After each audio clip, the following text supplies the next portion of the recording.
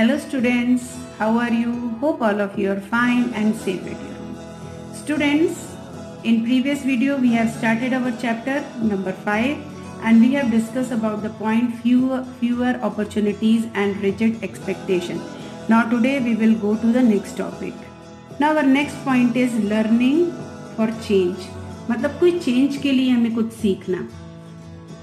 Going to school is an extremely important part of your life. As more and more children enter school every year, we begin to think that it is a normal for all children to go to school.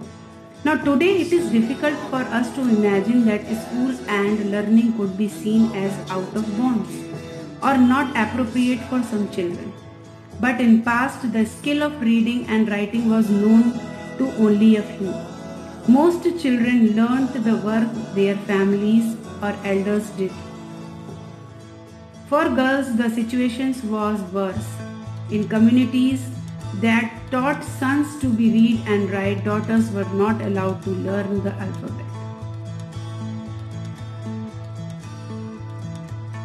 Even in families where skills like pottery, weaving and craft were taught, the contribution of daughters and women was only seen as supportive.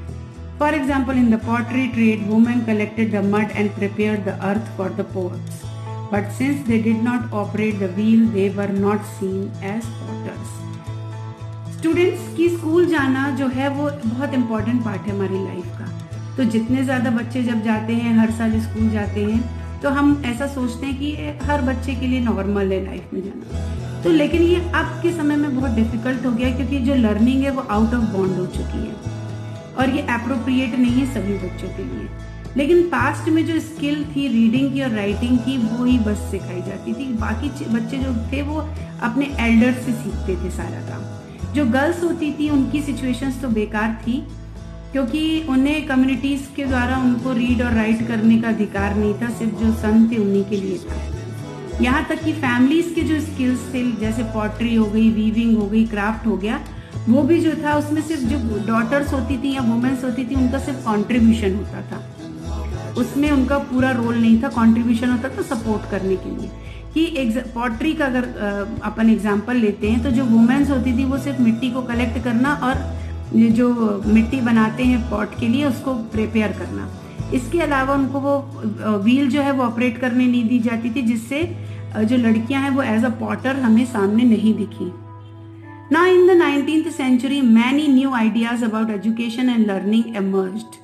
अब 19th century में बहुत सारे ideas जो थे वो education के और learning के जो थे वो एमर्ज हुए. School became more common in communities that had never learned reading and writing started sending their children to school.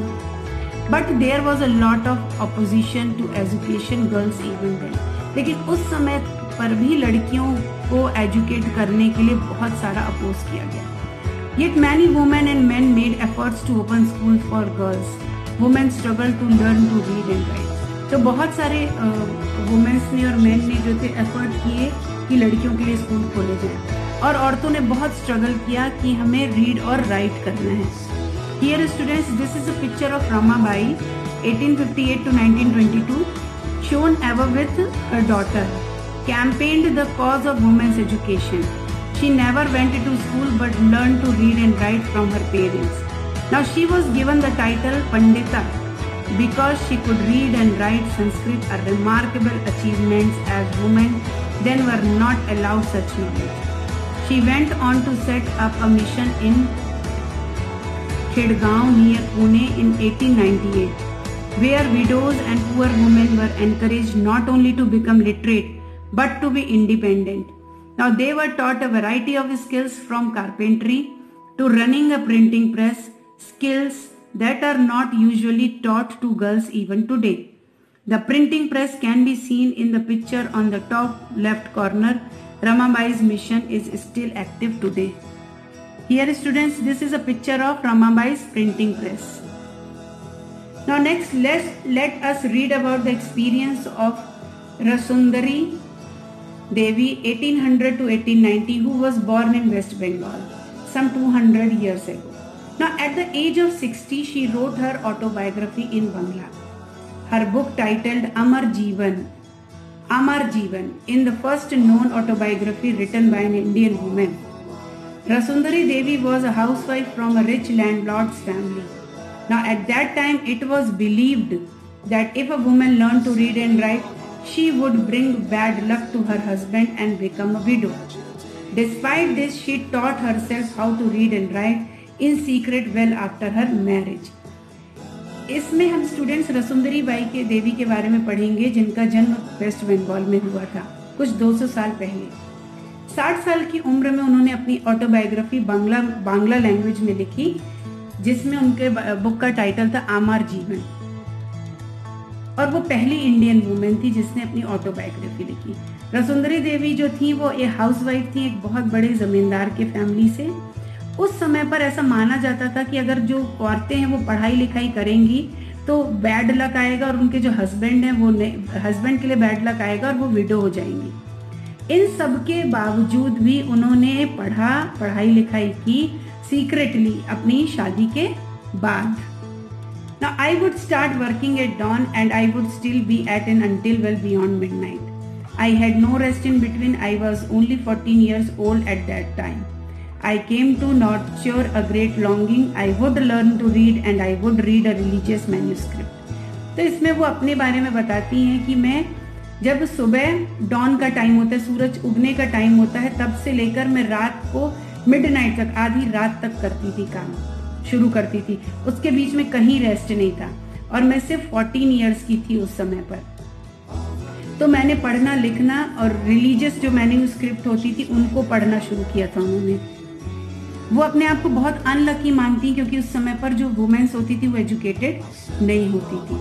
लेकिन बाद में उनके जो खुद के विचार थे कि मेरे में क्या कमी है, क्या गलत है, women do not read, how will I do it, कि ऐसा क्या किया है हमने। Then I had a dream, उस समय मैंने एक सपना देखा। I was reading the manuscript of Chaitanya Bhagat, the life of a saint. उस समय उन्होंने वो सपना देखा कि मैं चैतन्य भगत की मैन्यूस्क्रिप्ट को पढ़ रही हूँ। And later in the day, as I sat cooking in the kitchen, I heard my husband say to my eldest son, Bipin, I have left my Chaitanya Bhagat here. When I asked for it, bring it in. He left the book there and went away. When the book had been taken inside, I secretly took out a page and hid it carefully. It was a job hiding it, for nobody must find it in my hands. My eldest son was practicing his alphabets at that time. I went over that trying to match letters from that page with the letters that I have remembered. I also tried to match the words with those words that I would hear in the course of my days. With tremendous care and effort and over a long period of time, I learned how to read. कि उस समय पर उन्होंने kitchen में काम करते हुए अपने हस्बैंड की बात सुनी कि वो अपनी चैतन्य भगत की किताब जो है वो टेबल पर रख के जा रहे हैं, जब भी मांगेंगे तो देने के लिए। तो उन्होंने सीक्रेटली जाकर उसके जो पन्ने थे वो निकाल लिए, और उस समय जो उनके बड़े बेटे थे वो पढ़ना लिखना सीख रहे थे, तो वो लेटर्स को जाकर चुपचाप प्रैक्टिस करती थी। और काफी लंबे समय के बाद उन्होंने सीख लिया कि पढ़ना कैसे है।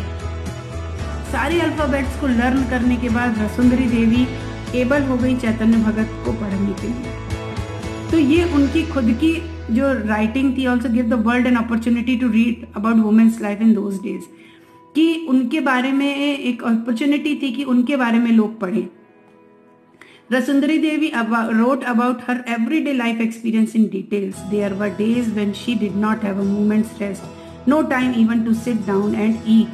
तो उन्होंने अपनी उस ऑटोबायोग्राफी में सारी चीजें मेंशन की हैं कि वो समय जब उनके पास सुबह से उठती थी और रेस्ट करने का मोमेंट नहीं होता था, यहाँ तक कि बैठकर खाने के लिए भी समय नहीं होता था। उन सारे इवेंट्स को उन्होंने अपने एक्सपीरियंस को अपनी ऑटोबायोग्राफी में मेंशन किया है। So students, here there are two characters, Ramabai and Rassundari Devi, from where we get the inspiration. So you have to write that portion and try to understand it, their life.